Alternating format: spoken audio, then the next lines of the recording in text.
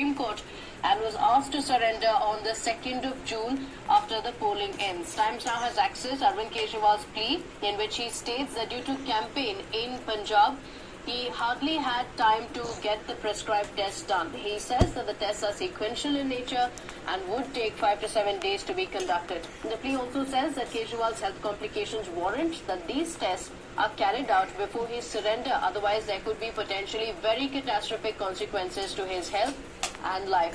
While campaigning in Bathinda in Punjab, Kejriwal told the crowd that his weight has fallen by 7 kgs in a month and called it a serious issue. उनकी जो तहे दिल से इच्छा है कि केजरीवाल मर जाए, मैंने 7 दिन तक केवल अपने टेस्ट कराने के लिए, क्योंकि मेरा वजन 7 किलो आपको वैसे ही दिख रहा होगा, जो लोग मेरे को जानते हैं कि वजन बहुत ज्यादा गिर गया। 7 किलो वजन अगर किसी व्यक्ति का 1 महीने में गिर जाए बिना किसी कारण के, तो बहुत सीरियस प्रॉब्लम होती है। तो डॉक्टर्स ने कहा है बहुत सारे टेस्ट लिखे हैं, 1 ही हफ्ता मैंने मांगा है कि 1 हफ्ते के अंदर मैं अपने सारे टेस्ट करा लूंगा। As everybody knows, when he was in ED custody, when he was in judiciary custody, he lost 7 kgs of weight. The sudden weight loss, unexplained weight loss, is a matter of concern for doctors. Despite being out of custody and under medical supervision, he has not been able to regain that weight again. Early tests have indicated that his ketone levels are extremely high. Unexplained sudden weight loss along with high ketone levels could be the indicator of some serious medical ailments, including damage to the kidneys, including cancer as well. BJP has termed it another excuse by Kejriwal to avoid jail. Slamming the Delhi Chief Minister, the BJP leader said that Kejriwal it seems to be fit enough to hold multiple rallies in a day, but when it comes to returning to jail, he claims to be sick.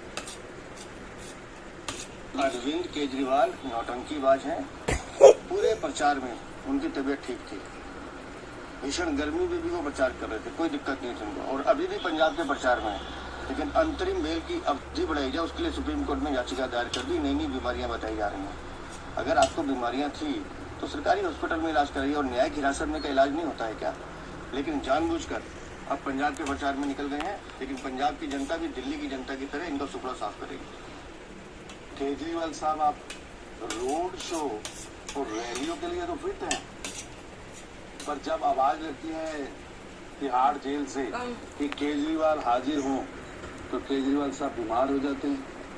अब आप अपने मोहल्ला clinic में इसका इलाज क्यों नहीं करा रहे? जब आपको अलग जमानत मिली थी तो न्याय प्रक्रिया का और इस केस का लगातार आपने मजाक उड़ाकर अपनी विजय शो की थी। मुलजिम होने के बावजूद खुद को नायक बताया था। चोरी की है तो जांच का सामना तो करना पड़ेगा केजरीवाल साहब। कल तक इंटरव्यू देकर अरविंद केजरीवाल जी कह रहे थे हमें तो 325 सीटें आ रही हैं, और फिर कहते थे कि अगर इंडिया अलायंस की सरकार बनी और एनडीए की सरकार नहीं बनी तो मुझे जेल नहीं जाना पड़ेगा। तो एक बात तो स्पष्ट है अरविंद केजरीवाल जी कि इंडिया अलायंस की सरकार भी नहीं आ रही और बीजेपी को फुल मैंडेट भी आ रहा है, और आपको जेल भी जाना पड़ेगा, इसीलिए आप जमानत मांग रहे हैं। हैरानगी इस बात की है, जो आदमी तंदुरुस्त बाहर घूम रहा है, सारा दिन प्रधानमंत्री जी को लेकर सारे देश को गालियां निकाल रहे हैं, जब जेल जाने की बारी आती है